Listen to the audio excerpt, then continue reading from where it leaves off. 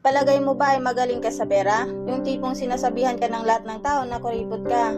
O kaya naman ikaw ay madalas nilalapitan ng iyong kamag-anak at kaibigan kapag kailangan nila ng pera. Ngayon ay alamin natin kung ikaw nga ba ay magaling humawak ng pera. Maabot mo kaya ang pangarap na tagumpay sa buhay? Gamit ang kasalukuyan mong pag-uugali patungkol sa pera. 10 lamang ang senyales na dapat mong malaman kung ikaw nga ba ay magtagumpay sa iyong pinapangarap sa buhay. Una, mayroon kang steady flow of income. Alam mo kung magkano ang pumapasok na pera sa iyo. Ang pamumuhay ayon sa kakayahan ay napaka-critical na bahagi ng iyong tagumpay. Kung ang afford mo lang ay ang 3-in-1 hanggang doon ka lamang. Kapag hindi ka gumagastos ng mga bagay na alam mong pagsisihan mo bandang huli, that's yourself in the back. Dahil isang sign yan na marunong kang humawak ng pera. At isa yan sa mga paraan para matupad mo ang iyong mga goals. Sa iyong edad, kinoconsider mo na din na hindi ka mawawalan ng income. Hindi ka nawawalan ng trabaho o nababakanti man lang. Dahil value your time and energy habang bata ka pa.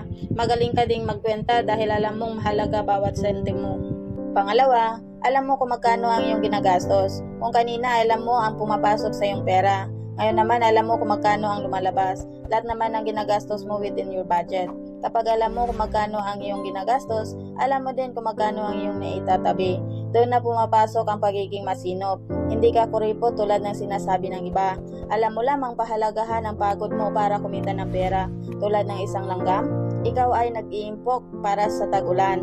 Bilang na bilang mo ang mga perang lumalabas sa bulsa mo. Pangatlo, kaya mong bayaran lahat ng iyong bills. Isang paraan para malaman mo kung magaling kang humawak ng pera ay ang nababayaran mo lahat ng iyong bills on or before ng iyong due dates na hindi ka nangungutang. Alam mo ang kakayahan mo kaya ingat na ingat ka sa pagtitipid ng mga consumables mo.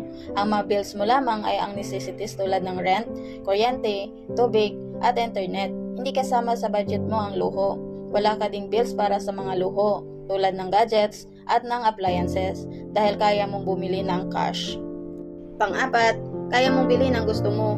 Kung hindi ka na mag-alala kung kaya mong bumili ng mga bagay na gusto mo. Pero hindi ibig sabihin na kaya mo ay nagagawa mo na. Magaling ka sa pera. Kung sa halip na Starbucks at libreng coffee sa office o instant coffee ang iniinom mo, hindi ko sinasabing ang iniinom mo ay madalas sa Starbucks ay hindi ka na magaling sa pera. Ang point ko lamang ay may mga bagay ka na kaya mo pero pinag-iisipan mo muna. O pinipili mo talaga na wag ito bilhin. Hindi dahil hindi mo afford, kundi dahil mas priority mo ang hinaharap kaysa sa kasalukuyan. Tingnan mo si Warren Buffett, kung tutuusin kaya niyang bumili ng mamahaling sasakyan.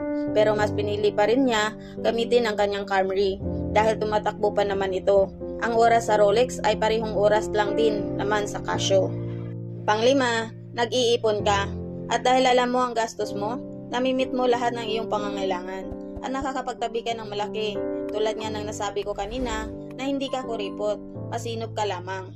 Ang isang sentimo pag pinagsama-sama mo ay kaya ding bumuo ng malaking value. Ang mga maliliit na bagay pag inipon mo ay lalaki din. Ang mindset mo lagi ay paano makapagtabi para sa future mo. Hindi ka ubos-ubos biyaya pagkatapos nakatanga. You always think ahead. Pang-anim, naiisip mo din tungkol sa iyong retirement. Sa mura mong edad, nag-iisip ka na ng retirement.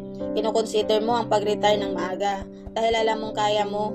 Magaling kang humawak ng pera kung alam mo sooner or later hindi ka tatandang mahirap. Nakikita mo ang sarili mong mag-retire ng maaga, kaya pinaghandaan mo ito. Sa pamamagitan ng pag-aaral ng iba't ibang klase ng mga life insurance, inalagaan mo din ang iyong social security. Nangangarap at nagpaplano ka ng magandang buhay sa iyong pagre-retire. Number 7, nagpaplano ka para sa major investment. Nakita mo sa hinaharap na nagkukwenta ka at nag-iisip kung paano mo ma-afford ang isang major investment. Gumugol ka ng oras para mapag-aralan ang pasikot-sikot na major investment na ito. Iniisip mo kung ano ito at itanong sa iyong sarili anong pinakamagandang paraan para maabot mo ito sooner or later.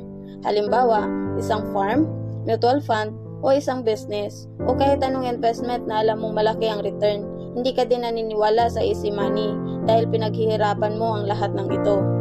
Number 8, wala kang utang sa mga lending companies o credit card. Ang mga utang sa credit card o lending company ay isang bagay na maaaring humila sa iyo pababa. Bukod sa mataas na interes at patong-patong na penalties kapag namimiss mo ang isang due date, ay napakalaki din itong tukso lalo na kapag ikaw ay maluho. Kaya alam mong ikaw ay magaling humawak ng pera kung ikaw ay hindi matutukso na mangutang sa mga lending companies o mag-swipe ng iyong credit card kung hindi naman kailangan. Number 9, pinag-aaralan mo ang pera.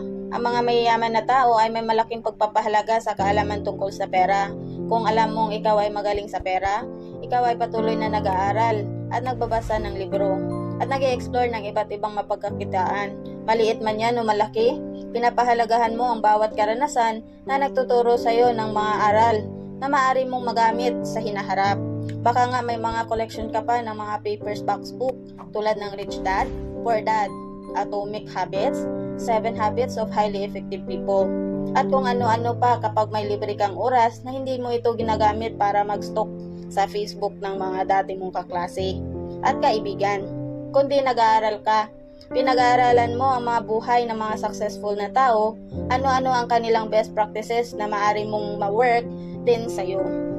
Pang-sampo, nag-i-invest ka. Kapag nag-i-invest ka, nag-iisip ka para sa hinaharap mo. Mahal mo ang sarili mo at ang pamilya mo at ayaw mong umasa sa kung anong meron ka lang ngayon. Pinag-aaralan mo ang mga bagay na nag-generate sa'yo ng income sa hinaharap. Marami kang alam na income generating investment tulad ng skills mo, mga tools and equipment, courses para sa sarili mong kalinlangan at mga financial investment.